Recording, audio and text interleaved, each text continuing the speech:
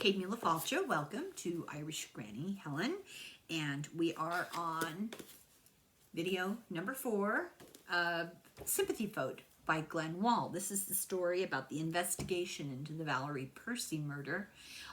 Valerie Percy, one of twin daughters of Senator Charles Percy of Illinois. Be sure to catch the first 3 videos because you really need all the details. We're on chapter 19. So, chapter 19, The Home Invaders. By Christmas, which was the 4th month, they still had no real clues. They had 1,020 files with leads. They had 300 that were inactive, going nowhere, across 25 states, England and France. The Chicago Crime Lab had processed over 1,000 items. By the end of the year, they still had no new leads. The investigating group had grown smaller.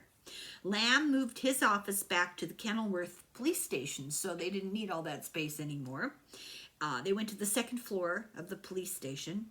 Other police returned to their home stations. Richard Robb told Lamb, "You're in charge now." And help went from 22 people to 15 people by December. His particular help. 1967, they had a new lead. They had a group of interstate home invaders in the area that included a break-in at the home of the heir to the Armour meatpacking fortune in Lake Forest on the north shore of the lake. The cops named this group of interstate thieves, home invaders, the Jackson-Wilson-Malchow gang. They sometimes worked in a group, and sometimes like a big group, and sometimes they broke up and worked as separate groups. Evidence was linking them to a string of crimes. They were professional jewelry thieves. They even ate out of the refrigerators of homes while the family slept. They did this in a more modest Skokie home. I'm going to just put this in here as a thought. There's a really good podcast called Consult, CONSULT, anywhere you get a podcast. And it's retired FBI behavioral analysts, and they do all different crimes and talk about how they consult, how they go to local, they're invited, asked by local police to help with a crime because the locals don't know what direction to take. And they do this really in-depth analysis, and they laugh because they say, we don't take over the case. We don't do all the detecting. We don't arrest anybody. What we do is provide an analysis of the perpetrator and the behavior around the crime. And they talk at one point, I forget which crime they were talking, Golden State Killer. They were talking about he would eat food in the house of his victims, his targets, and what that meant. And that's a really telling behavioral clue. And I won't go into it now. They do a far better job of explaining it than I possibly could. But I really recommend reading that because, listening to that, to the podcast Consult. Because sometimes a meal is not just a meal. Let's just put it that way. There's significance to things that a perpetrator will do, and we don't always recognize them for what they signify psychologically. It's a very interesting podcast. So the fact that this crew of jewel thieves actually ate food in the house while the people were in the house asleep speaks volumes about what their motives were, the psychology behind them, the kind of personalities they had. Very interesting. By the time the state police recognized that a gang was operating in the area, some of its key members were already in prison in Florida and Pennsylvania, facing robbery and assault of a certain kind charges. Lamb had the FBI question them a number of times. And before the third visit to the two guys that were in the Pennsylvania jail awaiting trial, the guys in Pennsylvania escaped. Malchow, one of the guys that was kind of one of the bosses of this larger group, he drowned after falling while crossing a bridge, handcuffed because he was trying to run away from the police. He got stuck in the mud and drowned. The other, Evans, was on the 10 most wanted list for 4 months. He eluded the police, but he finally got arrested by the FBI January 68, living with his wife. He just went back home. Now, when I said the FBI doesn't arrest people, behavioral analysts don't insert themselves into the investigation and arrest perpetrators. They come by invitation only, have to be invited, very much like a vampire, have to be invited in. They do an in-depth analysis. They share of their wisdom to the local police and say thank you very much and go back home. The police are left to deal with it. Evans said that Malchow killed Valerie, and Evans told this to his 21-year-old wife, that they had only come to the house to rob, and that she woke up and she started to oppose them, and they kept pushing her down on the bed, and every time she tried to get up, he stabbed her. I don't know. Of course, he never mentioned that her cause of death was actually bludgeoning. So, another acquaintance of the gang, Frank Homer, 46, was serving 36 years in Iowa in prison. He was implicated in Valerie's death by his brother Harold and a guy called Leo Rugendorf. They had all been indicted earlier, after her murder, but before he talked. They'd all been indicted in a jewelry theft. He said he wasn't there, but he knew who killed her. Evans, Malchow, and Jackson showed up in the morning of the murders at Homer's apartment, and Malchow was covered in blood and needed new clothes. Homer burned the stained clothes in the apartment incinerator, and later they burned their car because they were afraid of evidence being on it. But his ex-wife told the police that none of this happened, that he made stories up hoping to get a reduced sentence. So, psychopaths. Lamb thought that this gang was promising, but Malchow was dead. He says, how are you going to lay the murder on a dead guy? That's going nowhere. Percy was sworn in. Daly retired as chief, and he became the village manager. He likes to be in charge of things. The new chief was Sergeant Edward Eggert, who was 42. Now he was supervising 11 police. He kept the assistant with the murder, and Gary Wolfe was the first cop on the scene. He got promoted to sergeant. On April 1st, Lorraine's mother, Emily Geyer, who was 68, came from California to Chicago. This is such a terrible story. I'd forgotten about this. For Sharon's wedding. Sharon was marrying Jay Rockefeller. I remember when this was big news. I didn't hear the story that I'm going to tell you right now. So sad. But I remember the big to-do about, the twin sister who survived, getting married to Jay Rockefeller, the big shot Rockefeller family. Anyway, this grandmother, Lorraine's mother, Sharon's grandmother, came to Chicago for the wedding. At a pre-wedding event in honor of Valerie at the Chicago Art Institute. So they had this memorial at the Art Institute. The grandmother got sick, and the next day, the day of the wedding, she died of a heart attack.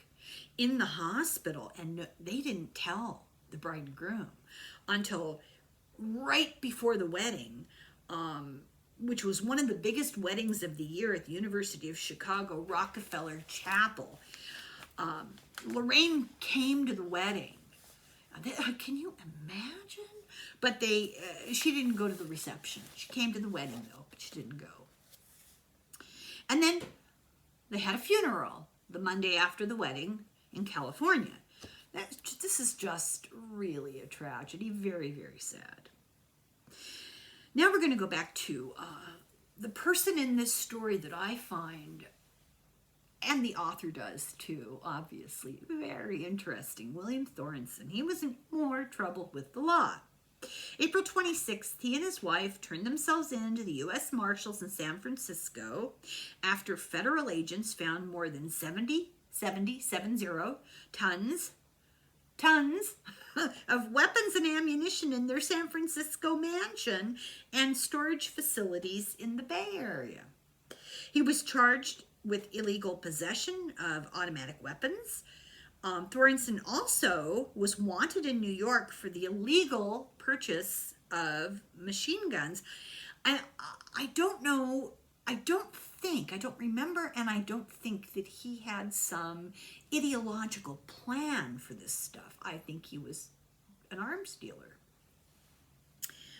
Truckers got uneasy after bringing tons of arms to his $180,000, which was a lot of money in those days, mansion, and they called the feds.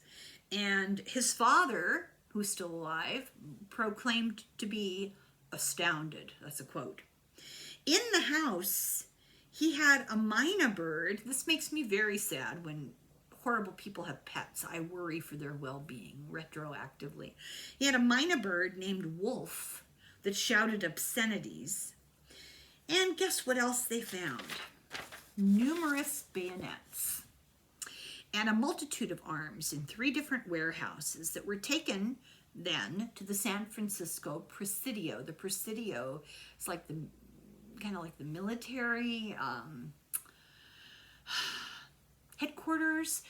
It's where the Spanish first established their claim in the San Francisco area, was the Presidio. It's still there. Under a modern iteration, but it's still there. May of '67, Roger finished his first year of college and came home from the summer. This was the summer of love. And they said it's not so hip in Kenilworth. Home had been empty except for staff and the rare visit of family or friends. Roger had to pass Valerie's room.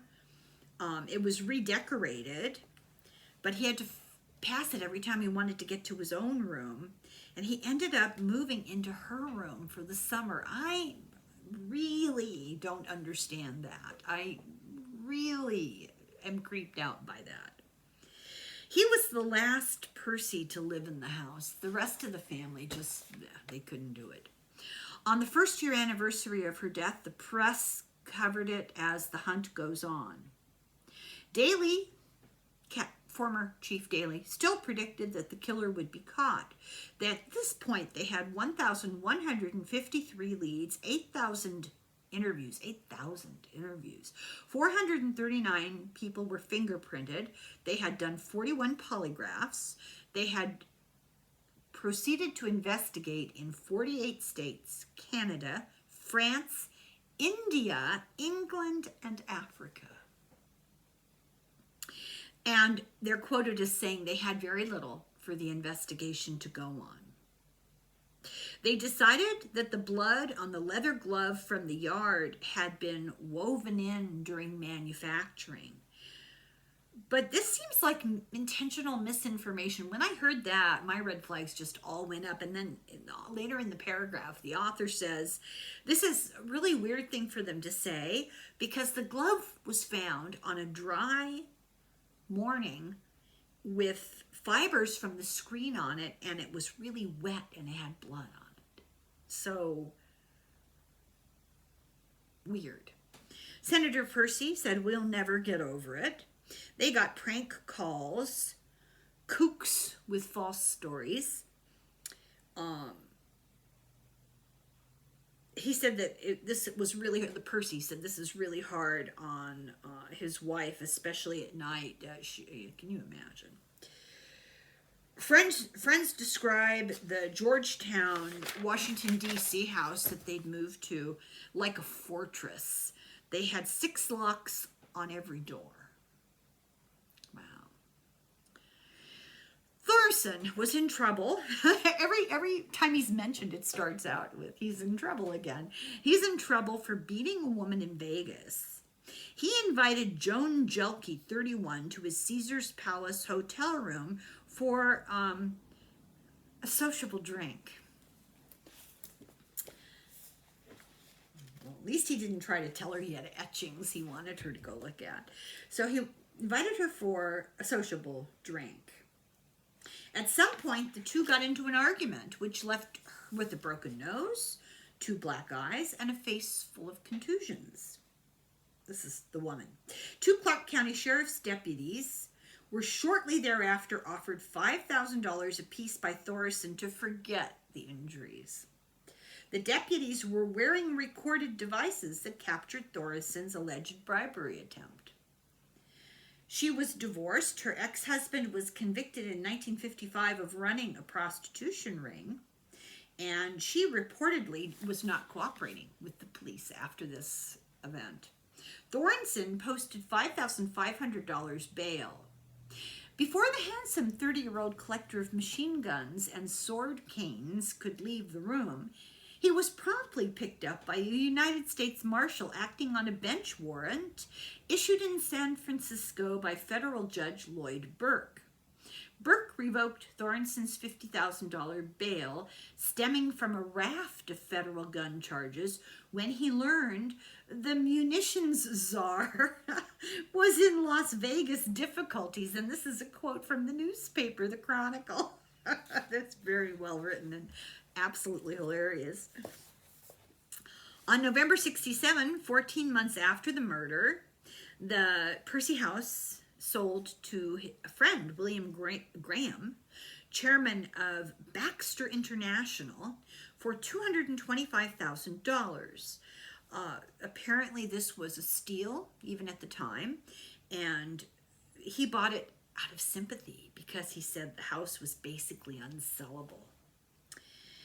After major renovations had ruined its charm, and after Percy afterwards they did major reservations and it ruined its charm, and I've seen the pictures and I didn't find it charming, but there's no accounting for taste, right? And it was considered this model mansion. Percy tried to remodel it, I don't know, maybe to get rid of the bad juju, I don't know. But afterwards he used his parents' address to establish an Illinois residency because they had permanently moved to Georgetown. They didn't want to come back. Dr. Hawk got a letter from a V. Hoff, December 3rd, 1967.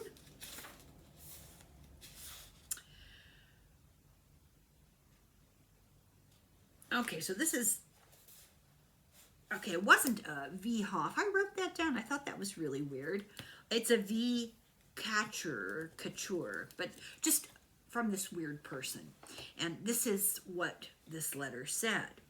Honorable Sir, confirming my previous letter of October 30th, I wish to help your family in obtaining justice. The man who committed the crime, Valerie's crime, had previously murdered another girl, but today he walks the streets freely, drives 2 cars, and lives in a fancy apartment. I would not be surprised if he belonged to the same country club that you do. He had a button torn from his clothes in your house. Mrs. Percy's description, by the way, is not correct. The man involved here is not 18 to 25, but more like 35 to 40. Your family grief is understood, but there will be a lesson here for this entire sick country of ours. Our society could really stand some improvement. I will definitely insist on exclusive publication rights once this entire matter has been solved and settled. So this letter is really written, it doesn't say it on the, the dear sir, the salutation, but it was intended for Percy, but it was sent to Hoff next door. I think whoever sent it understood that there was nobody living in the house.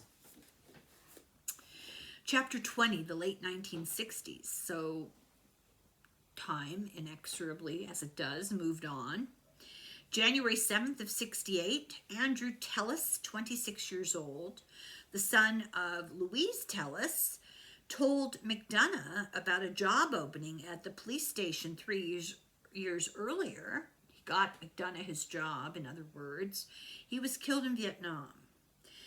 In March of 68, Lamb returned to the Illinois State Police Station in Chicago, and he had amassed 5 filing cabinets with the Percy case, including 26 crime scene photos. For the first time since the murder, Lamb worked other cases, but he was still considered the lead case in Valerie's murder. This was the first time that he was not the not exclusively just on this case. March 14th, Herman Stein, 41, and his wife, who was 38, who were Percy's friends from Bell and Howell, who had come to the house to comfort them right after the murder. We talked about friends came by, but I didn't get into details. They were killed in a plane crash. He was the pilot, and there was an electrical fire. And this also killed 2 other people, his son, Pete, and a family friend. To save his family, this man's family, whose plane crashed, to save the family from having to do identity of the bodies, Charles Percy went to the Wisconsin site of the crash and identified them. God, I guess that's a friend. A month later, he offered $50,000 for information about Valerie's death. At the Democratic Convention in Chicago that summer, Joe DeLeonardi arrested Mike Wallace on the floor of the amphitheater. Mike Wallace, the journalist. He was the cop who arrested him. Had nothing to do with the Percy case, just interesting confluence. There was no break in the case, and on the 2nd anniversary of her death, it was still big news in the Chicago papers. They retold the story. It was revealed that undercover work was being done on suspects, and that these suspects didn't know that they were being investigated. There was investigation being done on a tree trimmer and on an inmate that was in the state penitentiary who had confessed.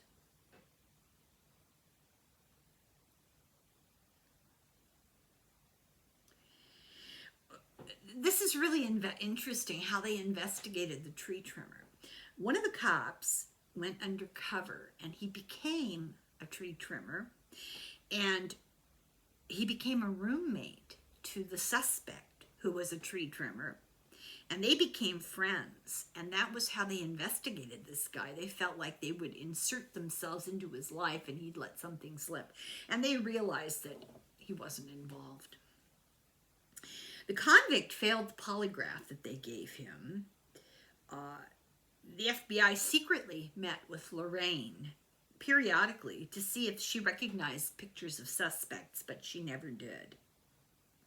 Nixon worried that Percy might run for president and be his most formidable foe, that it once again would be a sympathy vote. Nixon went on to win, as we know the sad story of that. J. Rockefeller won West Virginia's Secretary of State, so he's moving up in the echelons of politics. Still married to Sharon. April 3rd of 69, Thorson was found guilty of 22 counts related to firearms and only spent 6 months in jail. That's remarkable. He paid a $4,000 fine, and he got 9.5 years probation. California sentenced Louise to 36 months probation and another $4,000 fine. Both were free on bail while they appealed. Percy, meanwhile, advocated for a bill to establish neighborhood health care systems. The Manson murders occurred in Los Angeles. Hurricane Camille, which was a Category 5, hit Alabama, Mississippi, and Louisiana, while Lamb and his partner were trying to get hotel records to see if the Malcow guy, that jewelry thief, was in a Mississippi hotel on the day of the murder, and the hotel and its records were destroyed by Hurricane Camille. On year 3, police were quoted as saying, "We have not given up hope." They had 1,276 leads and more than 10,000 interviews. Now we're on chapter 21. Justifiable homicide, another victory. January 2nd of 1970, the assistant director of the Illinois Department of Law Enforcement announced another gang member of home invaders had been located in a California jail. They could put him in Chicago in that area on the day of the murder. Therefore, they were going to California to question him. They were also going to Denver to talk to Homer. The gang usually had 5 members at any one time, but they did recruit to help keep their number up to 5. So I guess they had like jobs, like Ocean's 11, you know, you're going to be the dynamite person and you're going to be the getaway car. And they divvied up the functions of these home invasions. And so they needed 5 different kinds of guys in their little gang. Malcow's fellow escapee Evans was fined $5,000 and got 10 to 20 years for the charges against him during the home invasion in Pennsylvania. He'd been convicted in 1967 and then escaped, and then Malcow drowned, and Evans protested that he wasn't involved at all. So Malcow's dead, so now his witness is gone. June 3rd, 1970, Percy spoke about the murder publicly for the first time. He said, you know, that his family was scared, that this murder was symptomatic of growing violence and crime, that they chose their home in Washington, D.C. because it was right next to the police department. Just dropped that little hint publicly. I was smart. And he said his wife was always fearful that the house had alarms and a big guard dog. So this is quite obviously, they're putting this out here for the public as sort of a warning to anybody that might still be out there thinking to pursue the family. They really were worried. They were afraid. 6 of his female staff members had been threatened. One had her car wheels stolen while parked in the Senate lot. 1 week after this speech, William Thornton was shot and killed by his wife Louise in Fresno. Didn't see that coming. The police arrived, and when they got there, the house was an absolute arsenal. He had been out on bail. And the house was an arsenal. He had had trouble in Chicago, San Francisco, Tucson, Bar Harbor, Vegas, Los Angeles, and New York that they know of. Then they had this to say. November, 19th. After deliberating for nearly 11 hours, a jury would acquit Louise Therrison, who testified that her husband had confessed to personally murdering 2 people, as well as successfully plotting the murder of his own brother in the fall of 1965, and attempting to kill both of his parents as well as their housekeeper and make it appear it had been a murder-suicide. And we know this, we know this story that he concocted because, you know, they talked about it earlier in the book.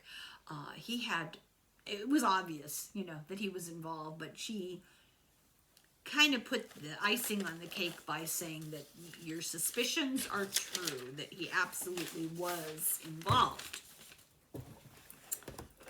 2 pads of paper.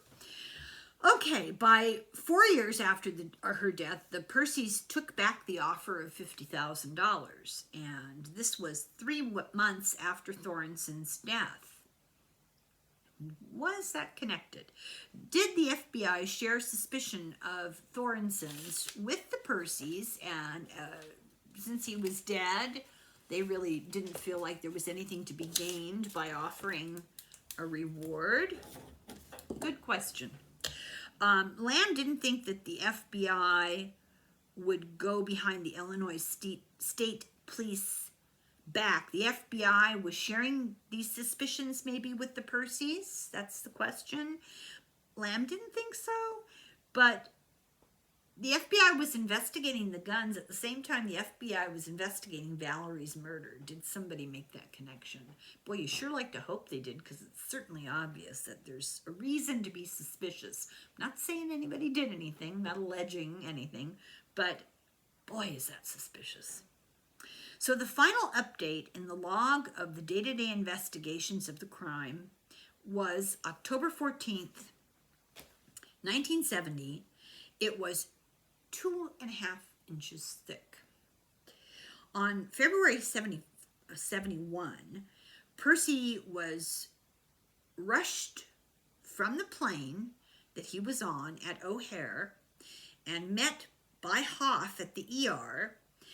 And they thought it might have been his heart, but it was a back spasm, and he was able to continue his trip. Hoff and Percy remained in cordial contact. Hoff often helped Percy with issues, and there was a lot of give and take in that relationship still. January of 1973, the NBC story came out about David Scritch, a Florida mental patient who claimed he was the murderer of Valerie, and he had been in jail for a robbery since 72. In 73, the Chicago Sun-Times did a series on the jewelry thief gang, the Malchow Jackson Wilson gang, and on the Percy murders based on the hearsay of convicts, and this series won a Pulitzer. The Chicago Tribune, I think this is the competing paper, then did a series. Hohemer denied telling anybody, like his brother perhaps, that he did it. He pointed to Jackson. He said, I didn't do it, Jackson did it. He later literally fell victim to that remarkably common condition in Russia called falling out of a tall building. He mysteriously fell out of a tall building in Chicago.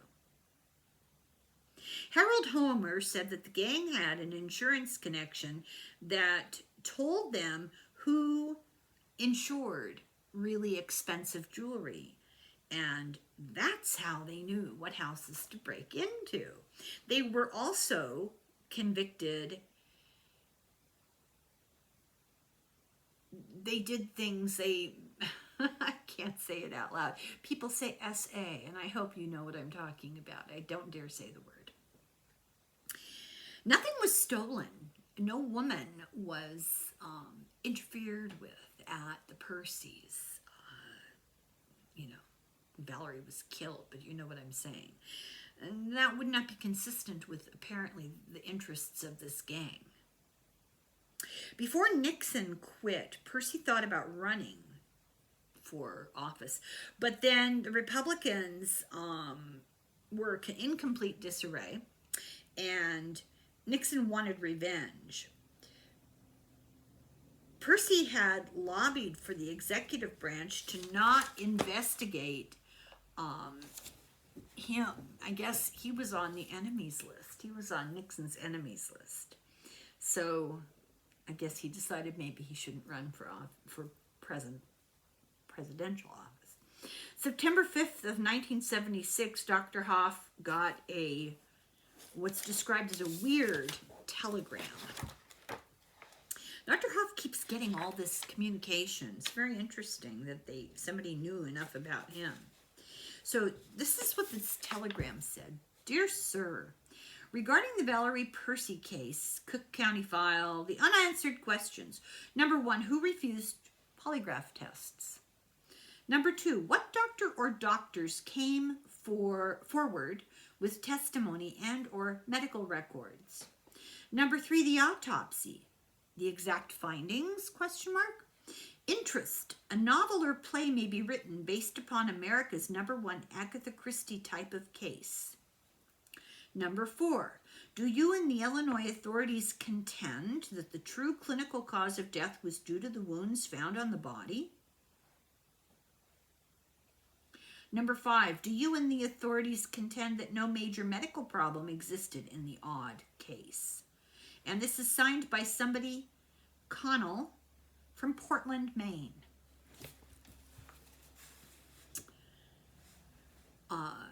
So there had been, that's bizarre, and I don't know what they're implying. Are they implying she had some medical condition and somebody tried to cover it? I mean, that's very weird. By late 73, numerous people had confessed to the Percy murder, including a 19-year-old in Oak Lawn, Illinois, in court on a traffic charge.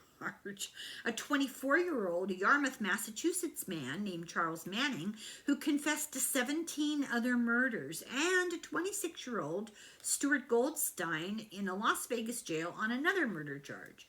David Scritch of Miami, who NBC's John Chancellor had reported had confessed to the killing, also confessed to murdering JFK, RFK, and Martin Luther King Jr. Police discounted all of his confessions. On December 3rd, the state police hired Chicago Police Sergeant Charles Adamson to review new evidence. He had expertise on home invasion gangs.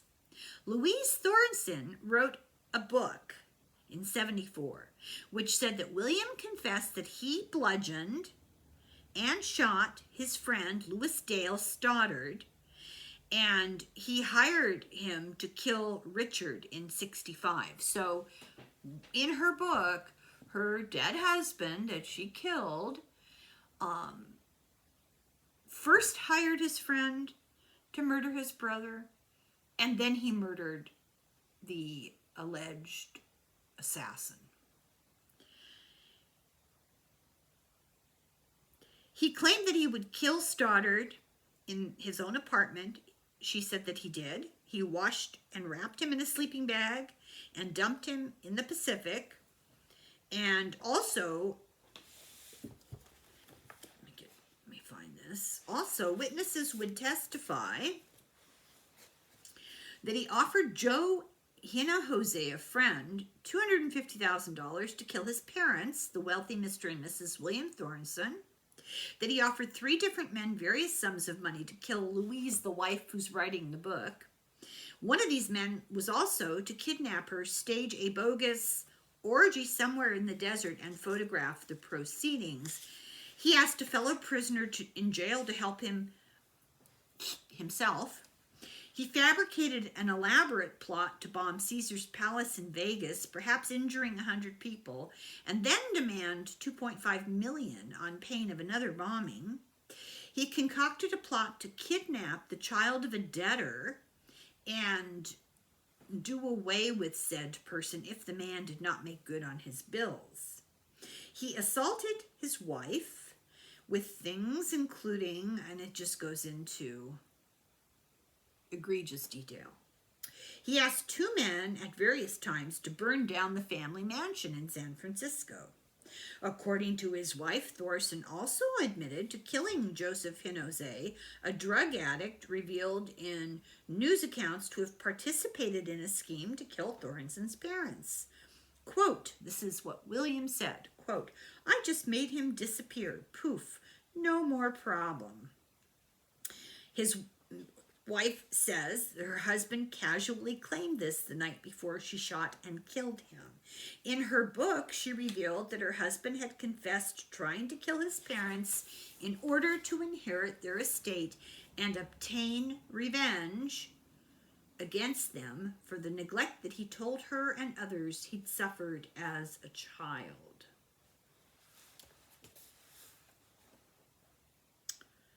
Okay, on April 20th of 66, he reported that his wife and his car were missing. The police found her. She was fine.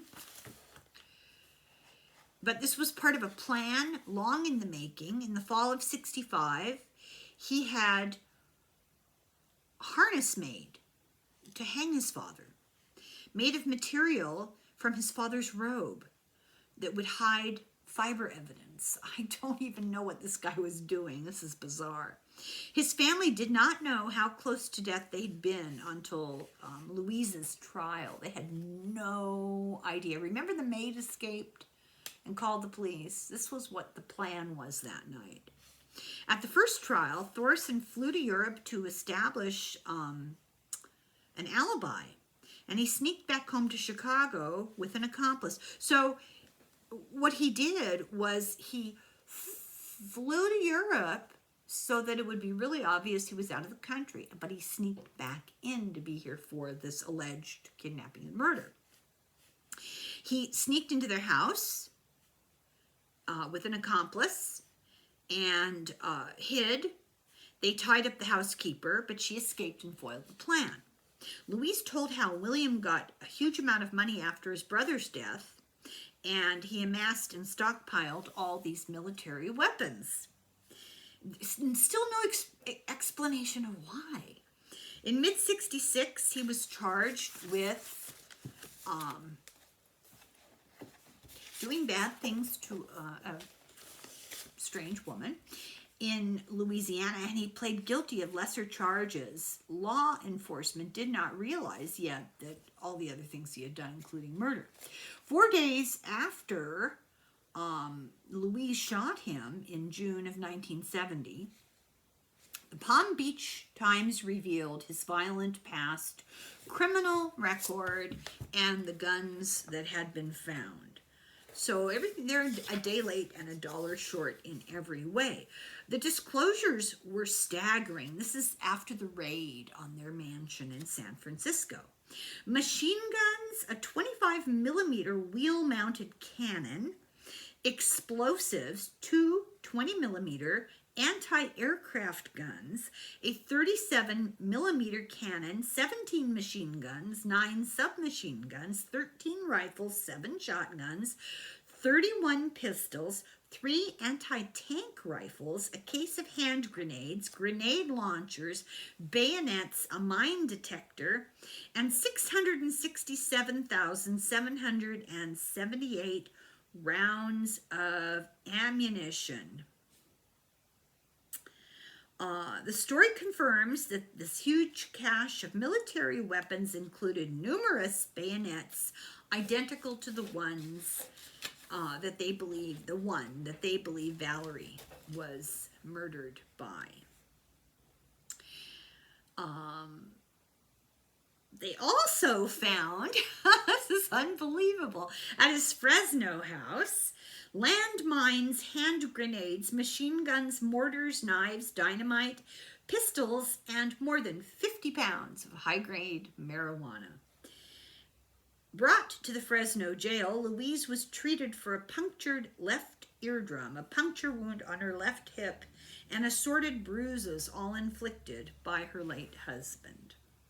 Explains why she didn't, I guess, go to prison for murder. Where am I here? So still, nobody in the Chicago media linked him with Percy's murder. Lamb considered him a suspect, but the story faded in the 70s. Thornson's parents moved to Florida. Percy did not run in 76. Carter won. On the anniversaries of her death, the family came to lay flowers where her ashes were. Sharon had a daughter that she named Valerie. That's so sad. In 1975, Frank Homer wrote that the home invaders, he wrote a book called The Home Invaders' Confessions of a Cat Burglar. A movie was made in 1981 called Thief with James Caan that's about that book. Joe DeLeonardo became homicide commander over 260 detectives, and Percy ran for Senate a third time. I am gonna stop here. There's not a lot left, but I don't want to go on really long today because frankly I'm really short on time today. So this is the end of video 4, and we'll do the next one later, and I'm hoping that this is still capturing your attention. The whole story of the Thornton thing is mind-boggling, and it just begs to be connected to the Valerie Percy murder. We're going to get into some psychology here, and if I remember correctly, and it's just really interesting. So thank you very much for watching. Please check that you're subscribed. Actually, all 3 people that listen to these books, I know you're subscribed, but you know, spread the word. Subscriptions have been very erratic, and I'm not talking about the memberships. I mean, I'd love it if people join the memberships because there's more information there. I had hoped that we could talk with impunity, but apparently not. So thank you very much for watching, and I'll be back, and in the meantime, slán go fóill and sláinte.